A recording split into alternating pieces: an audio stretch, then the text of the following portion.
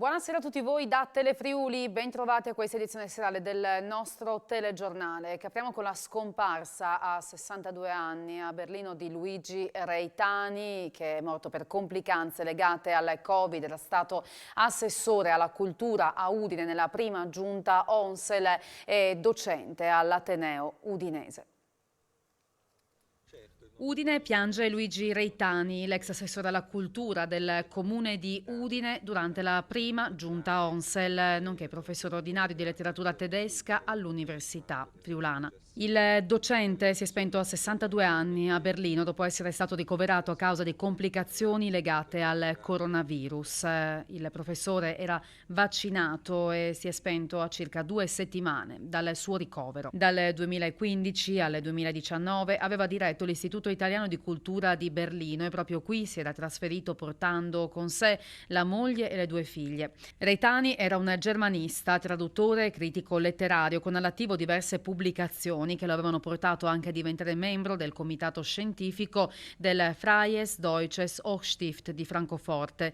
Dopo la laurea in lettere conseguita all'Università di Bari con una tesi su Arthur Schnitzler, Reitani aveva proseguito la sua formazione a Vienna. Dal 91 il trasferimento a Udine, dove diviene professore ordinario di letteratura tedesca nel 2005. Dal 2008 al 2013, come indipendente, era stato assessore della prima giunta ONSEL con delega alla cultura per il contributo dato alla diffusione della cultura austriaca in Italia nel 2010. Era stato anche insignito dell'Ordine al Merito della Repubblica Austriaca. In regione oggi sono stati rilevati 272 nuovi contagi, dato che è stato rilevato su 4.335 tamponi molecolari. La percentuale di positività è del 6,27%, 23 i casi rilevati su 11.855 test rapidi antigenici realizzati. Non si sono registrati decessi, salgono a 14 le persone ricoverate in terapia intensiva, 68 i pazienti ospedalizzati in altri reparti. Le persone in isolamento sono 2067. Per quanto riguarda il personale del Servizio Sanitario Regionale, sono state rilevate le positività di 2 infermieri e un'ostetrica in Asugi, nell'azienda Friuli Centrale di un dirigente medico e nell'azienda sanitaria Friuli Occidentale di un infermiere. Nelle strutture residenziali per anziani registrati contagi di 5 ospiti, a Duino Risina e Trieste, e di un operatore a Ronchi dei Legionari. E relativamente all'annuncio di possibili misure restrittive anti-assembramento per limitare l'aumento dei contagi da Covid-19, c'è una nota del coordinamento No Green Pass di Trieste che definisce le dichiarazioni istituzionali sulla volontà di impedire le legittime manifestazioni di dissenso da parte della popolazione gravissime. Così si legge nella nota che continua. Dichiarazioni che lasciano trasparire un dato scientifico a noi prima sconosciuto: la selettività del virus che sceglie di colpire i manifestanti in un corteo mentre evita i mezzi pubblici strapieni e le classi pollaio nelle scuole. La gestione dei focolai è una misura sanitaria o di nuovo l'ennesima manovra politica per denigrare le istanze di migliaia di cittadini che si oppongono alle misure del governo? Noi pare la seconda, così chiude nella nota il coordinamento. A queste dichiarazioni invece eco risponde invece un'altra altre affermazioni, e sono quelle dei firmatari della petizione per la Trieste capitale della scienza e non dei Novax. Nello spazio pubblico facciamo sentire anche la voce della grande maggioranza dei cittadini che si sono vaccinati, perché Trieste non è la capitale italiana del Novax, dei No Green Pass e della cultura antiscientifica, al contrario è la capitale italiana della scienza e della scienza si fida. È un passaggio appunto del testo della petizione Appello a Trieste, la cui raccolta firme è stata avviata da Mitya Gialus, docente e patron della regata barcolana, e Tiziana Venussi, avvocato e presidente della Fondazione CEDE Trieste. Si tratta della prima risposta spontanea di quella parte della società costituita da persone vaccinate, maggioritaria a Trieste, alla protesta contro l'obbligatorietà del Green Pass e contro il vaccino in generale. Torniamo alla cronaca, è stato ritrovato senza vita l'escursionista austriaco 41enne di Mauten che era disperso da ieri sera. Il suo corpo è stato avvistato nel vallone della Chianevate, nel gruppo del Coglians, a 2250 metri di quota sotto Creta Monuments, dalla quale è probabile sia precipitato per un centinaio di metri. Alle operazioni che erano iniziate nella notte hanno preso parte i soccorritori della stazione di Forniavoltri, del soccorso alpino e speleologico e la Guardia di Finanza che ha proceduto per le operazioni di identificazione. Pronti a collaborare c'erano anche i vigili del fuoco. 2 persone sono state incornate da un cervo, è successo a Tarvisio poco dopo le 12, si tratta di un uomo e di una donna, questa è rimasta ferita in modo più serio, nessuno dei due comunque in pericolo di vita. La esatta dinamica dell'incidente è ancora da ricostruire, sono intervenuti i carabinieri della compagnia di Tarvisio e i vigili del fuoco del distaccamento locale, poi i sanitari con un'ambulanza e con l'elisoccorso. Le autorità raccomandano di non avvicinarsi agli animali, soprattutto in questa stagione per i cervi, stagione degli accoppiamenti.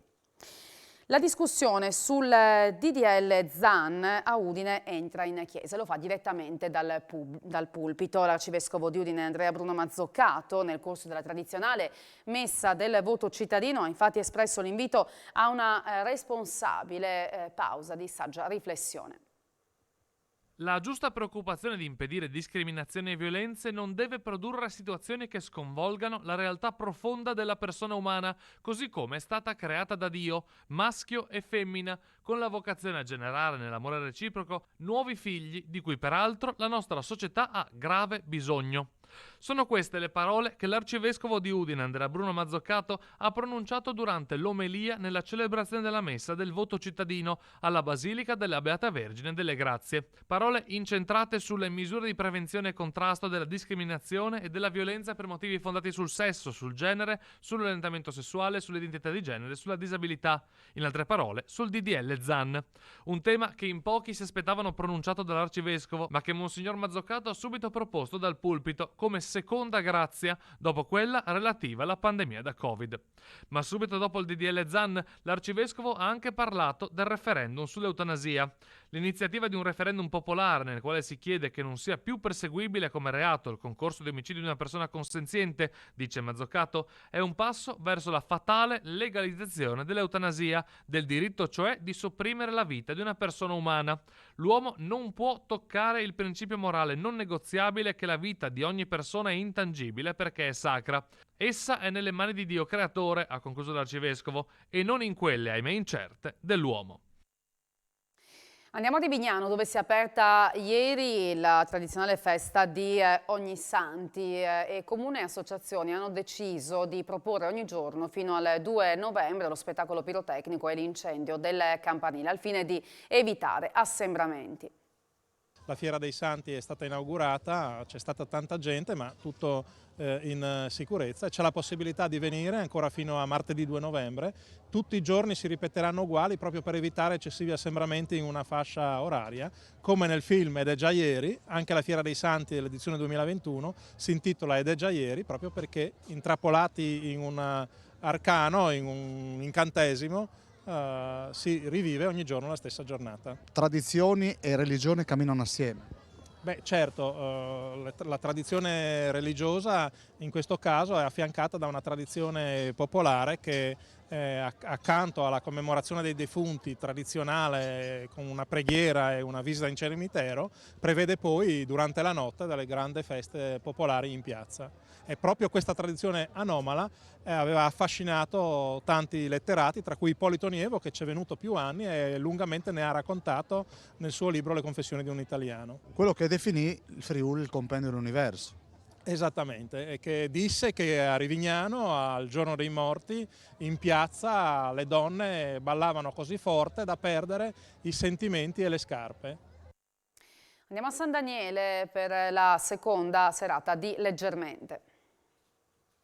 dopo Stefano Massini, scrittore fiorentino con cui si è aperta leggermente, 18ª rassegna d'appuntamenti mensili con il libro, curata dall'omonima associazione presieduta dal docente, autore teatrale e critico Paolo Patui. All'Auditorium alla Fratta, sempre di San Daniele, è stata la volta di Rita Marcotulli, compositrice e pianista romana considerata la signora del jazz italiano, già vecchia conoscenza della rassegna sandanielese, intervenuta con la propria creatività ed inimitabile musicalità alla presentazione di Scusate la polvere, cimiteri, sospiri e piccoli miracoli, libro edito da Bottega Errante con cui l'autore, lo stesso Paolo Patui, ha voluto dare voce e vita a storie di persone scomparse, a sorrisi immortalati sulle lapidi dei cimiteri, luoghi magici e per nulla tetri che costituiscono la più straordinaria invenzione degli esseri umani per mantenere in vita la memoria di sé e di chi è passato su questa terra lasciandone un segno indelebile. A leggere assieme all'autore le delicate ed intense pagine del libro, Paolo Mutti e Caterina Bernardi, inframmezzate da esecuzioni di Rita Marcotulli, a creare con la sua musica atmosfere emozionanti e commoventi con la regia di Carlotta Del Bianco. Il cimitero di Udine, con le sue storie nascoste o celebri, silenziose o illustri, è il punto di partenza del libro per un viaggio attraverso altri luoghi di sepoltura sparsi nel mondo, piccoli o celebri, in cui un narratore svagato si riconcilia con il silenzio e la memoria grazie ad uno strano ed improbabile custode e ad una studentessa lunatica e solo all'apparenza dalle tinte dark.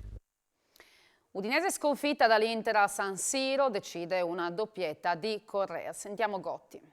Detto che affronti una squadra forte. Secondo me noi, soprattutto nel primo tempo, potevamo gestire molto meglio diversi palloni dietro, siamo stati troppo frettolosi, invogliati dalla ricerca dei nostri due attaccanti, anche quando Barichello è un po' troppo basso, non in grado di aiutarli in questo gioco troppo diretto. Nel palleggio non ci siamo presi rischi, e questo sì, concedi poco, però anche dai continuità al palleggio dell'Inter. Quanti punti mancano e quanto pesano a livello a testa dei giocatori? E io penso che non pesino nella testa dei calciatori, pesano più nell'ambiente, pesano più nella percezione che c'è nell'ambiente. Hai fatto 11 partite e 11 punti. Se solo pensiamo ai 2 rigori con la Fiorentina e quello di 3, sarebbe da fare anche un altro tipo di analisi. Io penso che avremmo meritato qualche punto in più. La realtà non è così, la realtà è che sono 11 punti in 11 partite. 11 partite dove hai affrontato la Juve, la Roma, il Napoli, l'Atalanta, l'Inter. Sulla carta hai 8 partite che ti portano a Natale e alla fine del girone di andata, che sono più campionato dell'Inter, diciamo, più campionato dell'Udinese, diciamo, e non c'è nessuna partita facile, cercheremo di capitalizzare quanto più possibile. A Cividale oltre 1000 iscritti per la prima Mito Marathon. Cosa significa entrare nel mito? Partecipare alla Mito Marathon, l'unica maratona del Friuli Venezia Giulia. 3 appuntamenti, il primo oggi a Cividale del Friuli. Sono oltre 1000 gli atleti che hanno sfilato per le vie cittadine partecipando ad una delle 4 competizioni: maratona, mezza maratona, corsa rosa e staffetta. 1 ora 4 minuti e 30 secondi è stato il miglior tempo della mezza maratona, mentre il primo maratoneta ha fermato il cronometro a 2 ore 14 minuti e 50 secondi. È una giornata fantastica, un 31 ottobre a Cividale che sembra riapra quell'atmosfera che abbiamo voluto ricreare proprio con la prima edizione della Mito Marathon.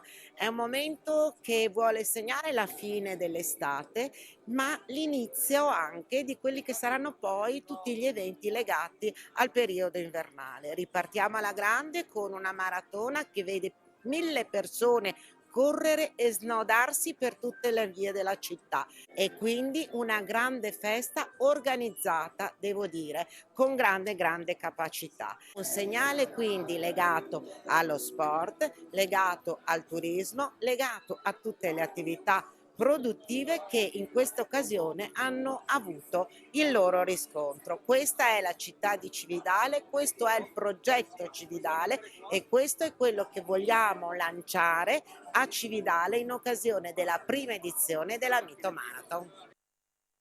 Tra poco lo sport, grazie per aver seguito il nostro telegiornale, buona serata.